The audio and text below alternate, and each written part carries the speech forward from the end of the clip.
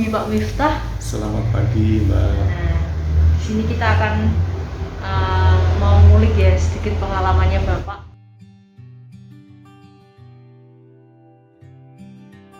Nama saya Miftahuddin.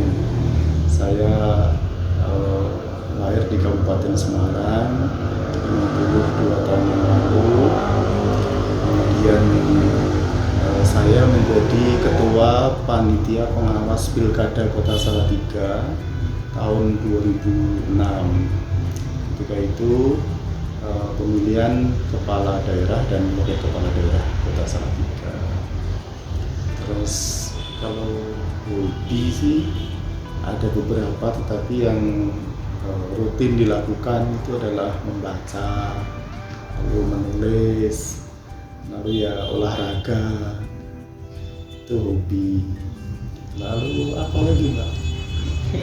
Ya kira-kira itu. Organisasi Pak. Organisasi saya ini kalau dulu waktu jadi Ketua Panwas Pilkada 2006 itu organisasinya adalah Majelis Ulama Indonesia dan Nahdlatul Ulama. Dulu, kalau sekarang ya banyak sekali. Mungkin salah satunya ya sekarang di Ketua Dewan Pendidikan Kota Salatiga, ada di Wakil Sekretaris KONI Kota Salatiga, ada di Dewan Penasehat Forum Persaudaraan Bangsa Indonesia, ada beberapa di beberapa yayasan dan lain-lain, banyak sekali. Berarti nggak salah satu ya Pak ya, salah banyak tadi ya Pak. Banyak. Karena sekarang baik. Kalau dulu fokusnya di MUI dan di NU waktu saya jadi Ketua Panwas Pilkada.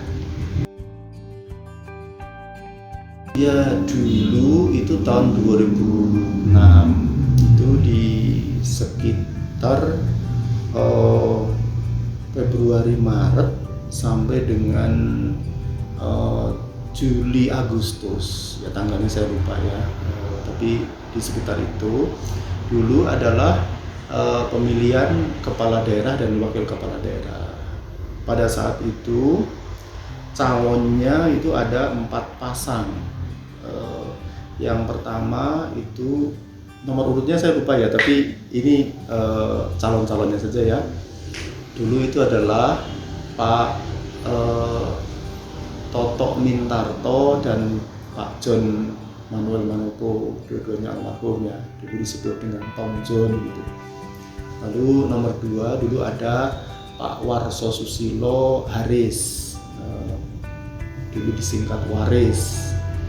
Lalu nomor 3 ada pasangan Pak Kiai Fatoni dan Pak Topo dan Pak Bambang Sutopo dan Pak Kiai Fatoni, dulu disingkat Topton. Lalu nomor 3 itu ada Mas siapa namanya? Kasmun siapa Mas? Pak Kasmun dan Pak Tris ya, Pak Sutrisno Kasmun.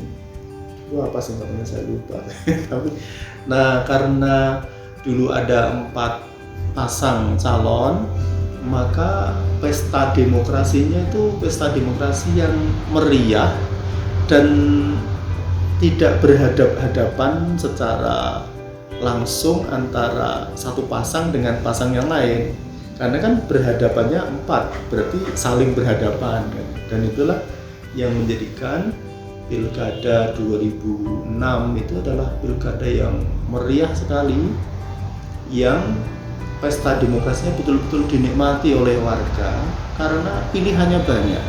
Jadi tidak terdikotomi di dalam hanya 2 pasang. Itu menjadi sangat meriah pesta demokrasinya pada saat itu. Terus pemenangnya saat itu adalah Pak Toto Mintarto dan Pak John, atau yang tadi saya sebut Tom John gitu.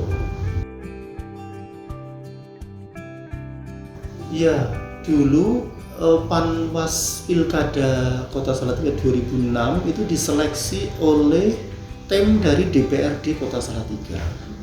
Jadi dulu yang menyeleksi langsung tim DPRD Kota Salatiga. Saya lupa ya siapa personil-personilnya, tetapi hampir semuanya adalah anggota DPRD Kota Salatiga pada saat itu tahun 2006. Kemudian pada saat itu kita semua mendaftar ya secara ya seperti layaknya mendaftar ya mendaftar, lalu kemudian diseleksi administrasi oleh sekretariat DPRD, kemudian ya kita melakukan fit and proper test beberapa tahap. Nah, setelah itu kemudian diumumkan, lalu kemudian kita dilantik oleh DPRD Kota Salatiga. Jadi saya lupa aturannya mau begitu, tapi seingat saya dulu kalau kami menyebut sih ya undang-undang pilkada gitu yang tahun 2006 atau 2004 gitu ya, 2006 gitu ya. Nah gitu kira-kira. Kantornya di Jalan Diponegoro, aduh nomornya lupa, tetapi persisnya di depan kantor BRI cabang Salatiga, di sebelah kirinya SD Negeri 02 yang sekarang jadi Bank Salatiga. Kantornya di situ. Kalau ditanya keadaan kantornya kayaknya nggak jauh-jauh amat dari kantor Bawaslu hari ini, kurang lebih ya gedung tua seperti ini, lalu berwibawa, lalu ada ruang pertemuannya luas, ada ruang kantor-kantornya, kira-kira gitu, kurang lebih lah seperti itu.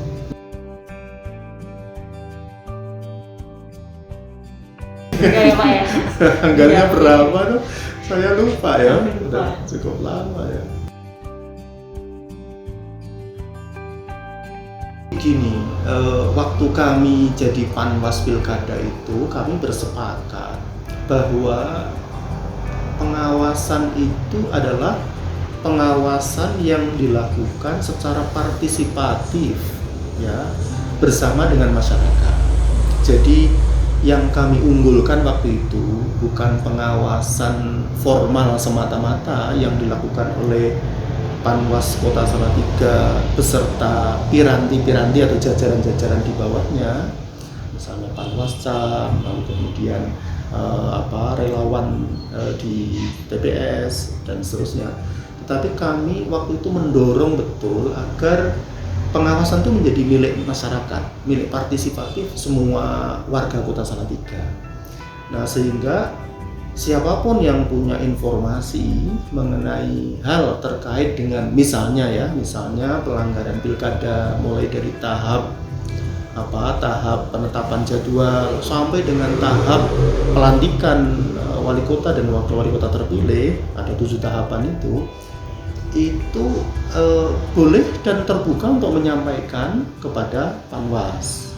Nah, karena waktu itu Panwas kan hanya 5 orang ya, tentu daya jangkaunya sangat terbatas. Nah, sehingga dengan cara mengajak partisipasi dari masyarakat itu, lalu tugas-tugas pengawasan menjadi sedikit lebih ringan dibanding dengan kalau hanya dilakukan oleh Panwas saja gitu. Jadi itu program unggulan. Kalau program unggulan yang lain, saya kira ya kita mencoba untuk patuh pada aturan. Itu sih bukan unggulan sebenarnya, tetapi itu lebih kepada komitmen untuk tetap menjunjung tinggi asas kepatutan kepada perundangan yang berlaku. Nah, kemudian poin lain yang waktu itu kami tekankan ya di dalam pengawasan itu adalah edukasi kepada masyarakat. Edukasi yang paling gencar dulu itu adalah edukasi anti money politik. Dulu kita mengadakan Panwas itu mengadakan campaign anti money politik. Ya walaupun campaign anti money politik itu dalam kenyataannya tidak pernah berhasil ya. Tetapi setidak-tidaknya kami merasa bahwa di koran, waktu itu kan yang ramai koran ya, belum medsos kayak hari ini. Di koran kami itu selalu tiap hari hampir itu mengkampanyekan untuk gerakan anti money politik. Ada yang dengan kata-kata misalnya money politik adalah musuh bersama misalnya. Lalu bahkan ada yang dengan bahasa pejoratif yang agak diselorohkan gitu, misalnya terima uangnya, tolak orangnya gitu. Jadi macam-macam, pokoknya intinya dulu kampanye anti money politik. Apalagi ya yang ditekankan, terus resolusi konflik. Jadi kalau bisa konflik itu jangan sampai meluas. Misalnya konflik antar pendukung pasangan calon jangan meluas. Lalu saya ingat itu malam-malam jam 11 malam saja kita harus menyelesaikan konflik. Kalau bisa konflik itu jangan ditunda hari berikutnya. Kalau begitu kita tahu ada ketegangan atau konflik, bahasa sosiologinya ya. Ada ketegangan, perselisihan antara anggota masyarakat pendukung paslon, maka kalau bisa malam itu juga harus segera ada win-win solution, harus segera ada solusi. Karena kalau ditunda sampai beberapa hari atau bahkan berminggu, itu nanti akan semakin bahasa saya itu akan semakin mengeras konfliknya. Tapi kalau segera diudari di titik-titik di mana konflik itu sedang terjadi, itu akan lebih mudah cair dan mudah selesai gitu. Itulah kira-kira bagian-bagian penting yang saya ingat, tentu saja ya, karena sudah 2006 hari ini 2022 ya, sudah berapa tahun yang lalu. Tapi yang jelas banyak yen-nya dulu itu. Banyak yen-nya, dan masa tugas kami hanya 6 bulan ya Pak. Jadi setelah 6 bulan ya sudah selesai, kami bertanggung-jawaban, selesai. Jadi termasuk relawan-relawan itu juga ya sama, kami itu dulu kayaknya lupa lah kira-kira begitu. Tapi kami dulu itu semangatnya nggak lihat itunya, karena kami dulu kan, saya dosen YIN, terus ada beberapa anggota yang lain, misalnya ada yang dosen UKSW, ada yang kasih intel kejaksaan, ada yang kasih intel Polres, terus ada yang wartawan ya. Kami berlima itu, jadi gampangnya kami berlima itu memang dulu niatnya untuk ini bahasa bombastisnya itu menginfakkan pikiran, waktu dan tenaga untuk membangun secercah harapan demokrasi dulu, kira-kira begitu harapannya. Jadi lupa makanya tapi dapat, pasti dapat, karena dianggarkan oleh APBD, pasti dapat.